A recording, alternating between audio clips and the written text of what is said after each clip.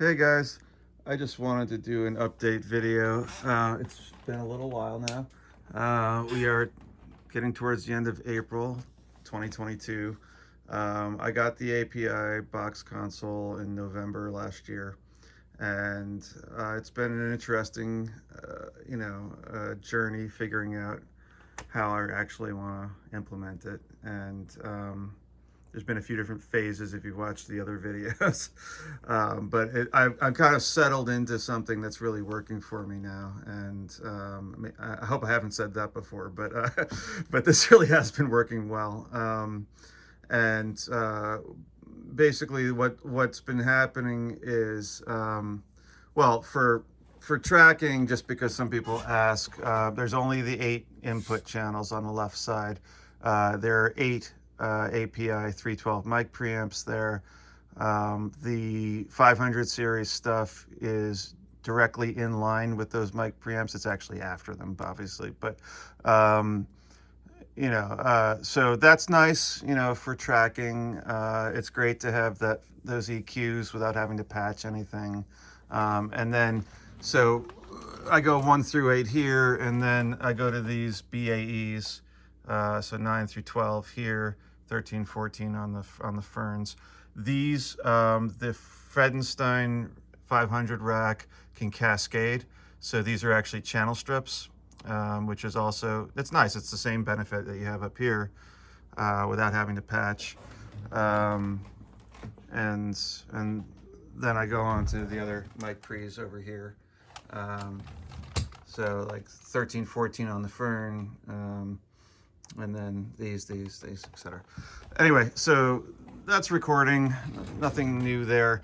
The big change has been for mixing, and I know I did a video talking about incorporating this SSL UC1, which is just a hardware controller for plugins. But the plugins have been really amazing. It comes with the native channel strip 2 and the native bus compressor 2. And actually, it's funny, they put those on sale for like the first time ever. I think the sale ends May 2nd, but it's like $50 for both. Seriously, grab them quick, because they're amazing. And I like having the controller. I find it really useful, but for $50, you're getting all of the sound benefits. Anyway, so the way that's been working for me is I've made templates in my DAW, which is, my main DAW is Nuendo, which is basically Cubase. So the way mixing has been going for me is I've actually, my first reaction was, when I first got the board, was everything analog, and then I ran into Recall, and I was like, Recall sucks. So then I was like, nothing analog, and I was doing all plug-in based and just summing through the board. And now I've sort of found a halfway mark where I'm doing this side, these 8 analog for drums. I'm actually hitting those EQs, and I'm also finding myself using, there's built-in 527 compressors in the board, and it's tough because I really love them on the mix bus. They're great, but I also really love them on the kick and snare. You can assign those to any one of the first 4 channels. So I did some A-Bing on kick and snare with these purples, which I love the purples. They're great, but there was no contest when I did an A-B with the 527s. Like, the APIs just have more punch, more depth to them. So I've been using them on kick and snare, but I've been missing them on the mix bus. So I'm actually thinking what I'm going to do is, I'm getting ahead of myself. So left side drums analog, right side is summing. Now each summing channel does have inserts, but I haven't been using them. I've only been using plugins on everything but the drums, and it's been working for me really well. But what that means is, in mixing, I have not really been using too much of this outboard gear. I've been sending a drum parallel bus, which I talked about in one of the other videos. So I'm using the stereo aux 3 and 4 to create a drum bus, and my preference is for the distressors linked over, say, the Fatso or some other compressors, making a stereo link. I just really like the distressors for that. So I'm sending a parallel drum bus to the distressors, and then I'm bringing them back on the insert return on this channel. So that's been working great. I'm also sending reverbs from aux 1 and 2, different mono reverbs, to the Lexicon PCM92. That's a dual engine machine, so I'm able to do a drum reverb and a vocal reverb, and they both output stereo. It's already blended, of course, into the same left-right outputs, but they are separate stereo reverbs. And then I can just control the blend with how much I'm actually sending to them here. And then I'm bringing that back up on the sum in, which is, I think it was designed to be summing, to bring in a second console or a second summing box, but I'm using it for the reverbs. And that's been working fine. But anyway, back to the 527s and the kick and snare. I haven't started doing this yet, but I'm gonna A/B those on kick and snare against these, and in general, the MC77s tend to have more depth, punch, and color, than the 500 series action comps. They're very similar. They're clearly the same family, but there's a little, there's definitely more going on with this version. And so if I can be happy with these on the kick and snare, then I can reassign those 527s back to the mix bus, which is where I'm really happy with them. And look, if I'm not happy, if it just isn't cutting it, then maybe I will invest in another pair of 527s. The nice thing about those is you can get them as 500 series as well. So maybe I will do that after all. But in the meantime, I'm gonna try those MC77s and see how that works for me.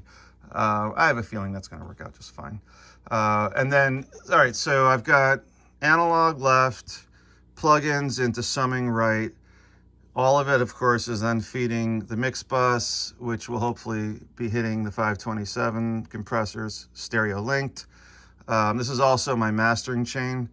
Then we're going through the insert on the mix bus, and that is going through these audioscape Pultec clones, and then I actually have these just direct wired in the back, so I'm not even going through the bay. I think on the bay I actually labeled it just desk right side. And actually it's going the other way. For anyone who doesn't know, the curve bender from Chandler is a little finicky. I don't know, there's something about the impedance match. They actually told me at Chandler that it likes to be last in the chain, and if it's not, what can end up happening, I've tried running it before other compressors, and you end up getting like distortion and high frequencies, or even mid-range frequencies, and it's not good. It's really not doing its thing. But as long as it's last in the chain and then feeding the converter, it's fine and does what it wants to do. So basically I'm going Pultecs into the Fern VT7, amazing stereo tube compressor, into this, which then comes back to the insert return, master fader, and then into the DAW. And then what I'm doing is, in mixing, I'm actually putting, usually a few plugins on the input channel that this is feeding. So first of all, like there'll be a true peak limiter, the BX True Peak from Plugin Alliance is my favorite one. And then one of the nice things about Nuendo is it actually has post fader inserts, which most DAWs do not. So you can put that, after the input fader and know that you're not going to peak.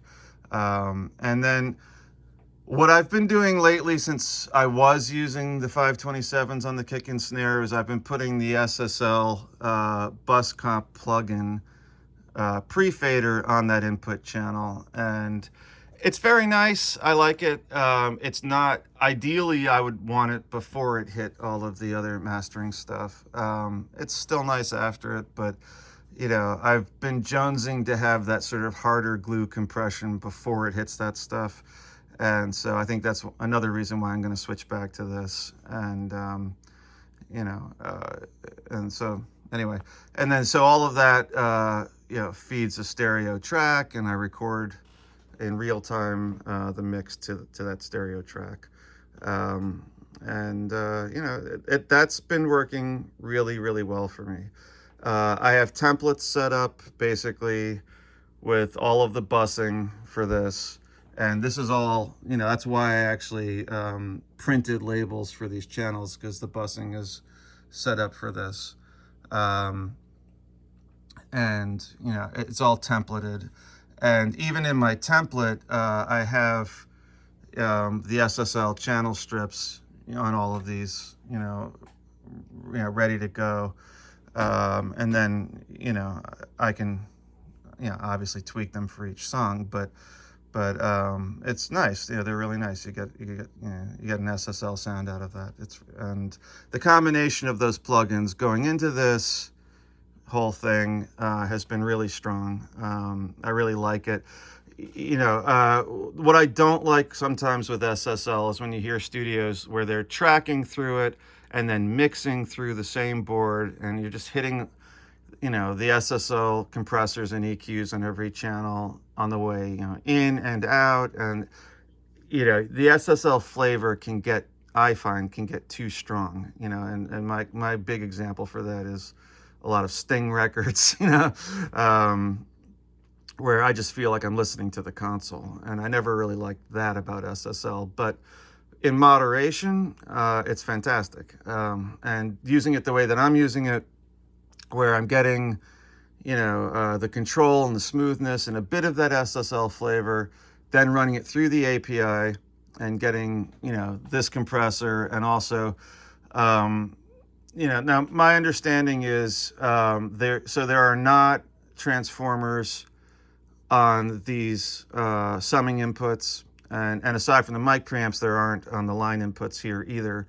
As I've been told, the only transformers that actually get hit are here, like on the actual mix out. So basically I'm operating with this cranked as much as possible to try to hit those transformers pretty hard.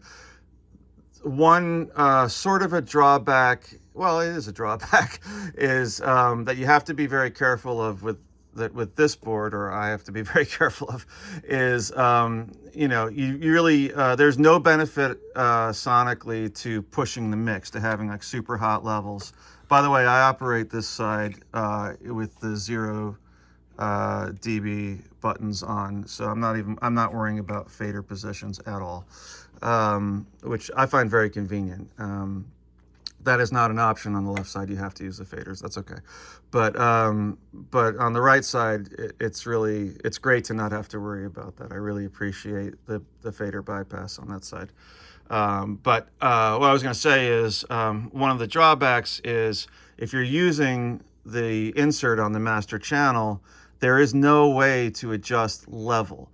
The 527 does not have makeup gain or any kind of gain adjustment on the output, which I find to be a real drawback. I would really love it if it did, and if not that, then some kind of a gain adjustment on the insert send, because what happens is, if you get mix creep and your levels get too hot here, then you're overloading your your mix insert, and there's really nothing you can do aside from, I don't know, like putting a pad in that line or pulling all of your levels down on your mix. And the real answer is I just have to be very, very careful when I'm putting together the mix to keep the levels nice and low, because I know I'm going to want to hit that stuff. And so it's just something to be aware of. And again, I do wish there was a level adjustment on that, either on the output of the compressor. That's really where it would make the most sense, or on at least on the mix, on the insert send. But really, if they did it on the output of that compressor, that would be enough. So that's a drawback, but as long as you're aware of it, it's pretty easy to work around. And so the net result of all of this is incredible. Like, I've been so happy with it. I have a country artist in right now, Matt Friedman, who's just been producing a ton of material, and he's been getting tracks from different studios in Nashville and cutting some of them here and doing, and the size of the sound is phenomenal. I mean, this thing really sounds every bit, as a big console does. And the bottom end it just sounds like an API, particularly when you push it, when you hit that the output transformer nice and hard. And I think using the API compressor on the mix bus is part of that, but honestly, I was getting it even without that. I mean, this is an amazing mastering chain. So the stuff's just coming in gigantic and coming out gigantic, and I'm loving it. So it's one of those things where it's just working out great. I'm loving it, and I feel like no regrets. Like, I made all the right decisions, and this is the sound I really wanted. And I do not think I would have gotten the sound out of competing mixers. It really, there's something to that API low end, and also I appreciate the top and the middle in a way that I didn't necessarily think I would. I think the same thing I talked about SSLs getting, there being too much SSL color. Well, that can happen with any console, and that can happen with an API as well. And I've heard that and not liked that too. Studios that have, larger format consoles where, again, they're going through them on the way in and on the way out, and it's just API, API, API. That mid-range becomes so signature. I'm loving right now the blend that I'm getting, and I feel like I'm able to make it sound the way I want it to sound and get all the benefits of it without it being too heavy of one particular stamp, which that's what I'm after. That's what I love. So all right, just an update, and thanks everybody for watching the videos and liking and subscribing and all that, and looking forward to more and more material coming out. The stuff that this artist Matt Friedman is doing is amazing. He is trying very hard to have a release date of this summer, but at this point he's got literally just an embarrassment of riches. He's got too many songs that sound too good, and he's trying to figure out what he's actually going to put on the first album. So so that's a good problem to have. And we're just going to keep cranking them out here, so that's going to be fun. All right, thanks again. Take care, everyone.